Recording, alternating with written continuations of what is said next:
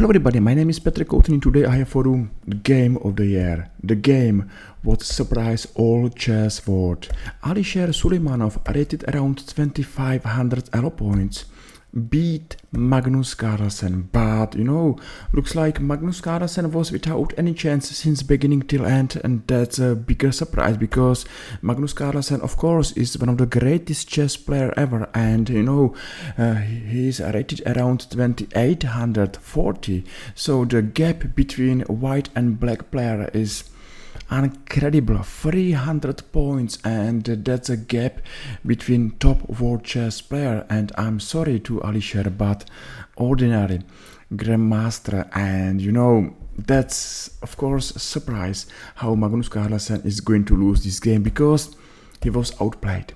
He was outplayed like nothing. Let's enjoy this game and let's watch, because till now nothing happened. Both players are going to bring their pieces to game, and looks like, okay, white is enjoying space advantage, and of course everybody knows that space advantage is important. If you have space advantage, you have chance to be more active, you have chance to attack your opponent, and of course at the other side, without space, your position is a little bit more passive, but nothing terrible. Still this position is playable for both sides, both players, and this game just begin. So now rook d1 and short castle, and just watch this picture, and I don't think so that Magnus is facing big difficulties. Of course, maybe this position for black is unpleasant, but black is Magnus Carlsen, one of the greatest chess player of chess history, and he knows how to play this maybe a little bit more difficult position. Of course, white's got advantage, but black is much more stronger and more experienced chess player. So still this game is open, but after this move, the difference between white pieces and black pieces maybe is telling you that white is more ambitious. Maybe white is looking for more than draw, and he's not worried of Magnus Carlsen's name. White should strike in the center. Of course, center is important. Black is looking for counter-attack on queen side and played bishop f8, maybe a little bit more passive, and now knight e7. I believe that knight e5 is good, because if you are without space, it's good to exchange something. And after this, yes, of course, white's got slight edge, but nothing terrible and nothing what can worry Magnus Carlsen. But that's another story, because our story is going knight e7 and beautiful move knight b5. Not only pawn on d6 is under attack, and of course this pawn is important, but maybe what's more, it's going to hurt black is a threat to take on f6, because if white is taking on f6 or exchanging knight for bishop, black's king is going to be weak king. And now Magnus Carlsen decided to play normal looking move knight e8, but maybe this is a losing move at all, because after this move, okay, I believe that knight g6 is of course right, because even this exchange, two bishops say white is still better, but I can't find any way how white is winning directly. And of course, maybe unpleasant position, but still playable position for black. That's another story, because our story is going after this mistake, and I think that this move is too passive. It's even too passive for Magnus Carlsen, because something wrong happened, and now let's watch this brilliant move knight g5. Maybe that's the reason why this game is such a popular, such a famous, and why Magnus Carlsen is going to lose this game.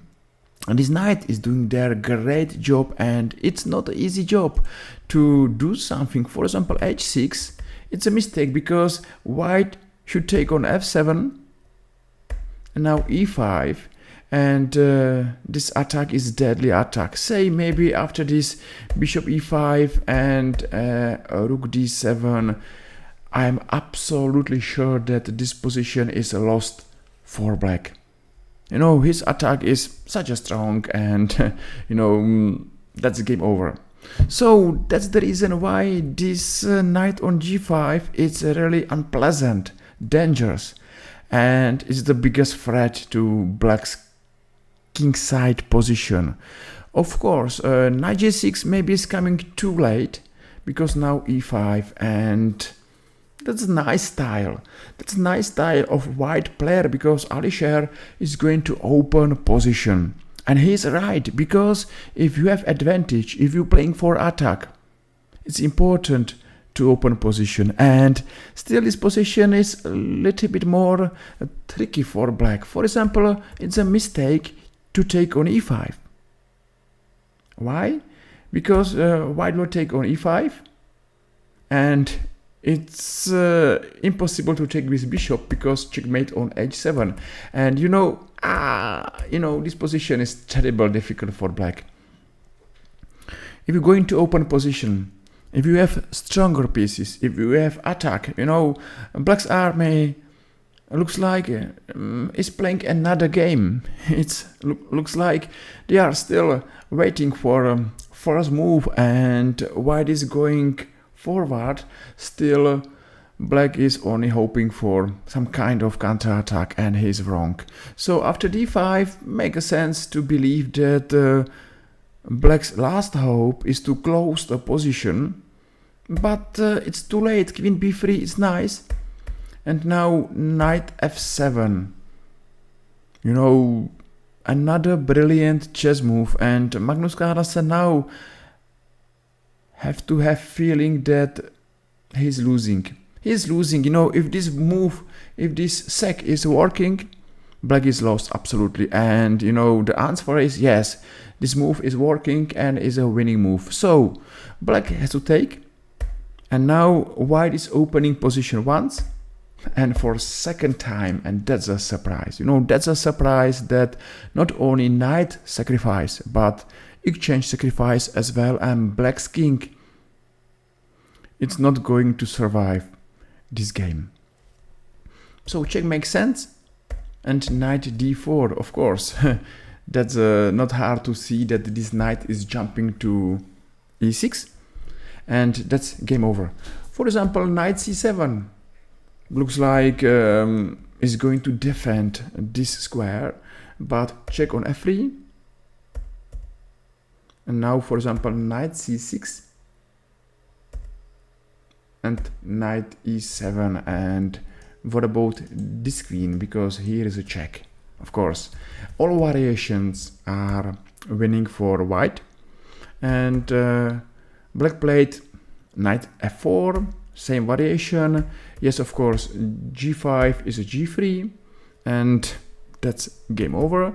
And after this move, we are only going to watch the final stage of this game. Maybe b5, bishop b5, another nice, because if black is taking this bishop, is a check and checkmate, of course. So bishop f8, check, and knight h6, game over. You know, that has to be the biggest shock for Magnus Carlsen since many games. You know, he's outplayed by player rated around 2500, and that's something what Magnus Carlsen maybe don't remember since he was much more younger and weaker. So that's life. Sometimes we're winning, sometimes we're losing, but you know, what do you think about this game? Up to me, one of the biggest surprise of this year. So at the end of this video, hope you enjoyed this game, hope you enjoyed this video, and if yes, feel free and press like or press follow and made my day. Thank you, see you soon, take care, bye bye.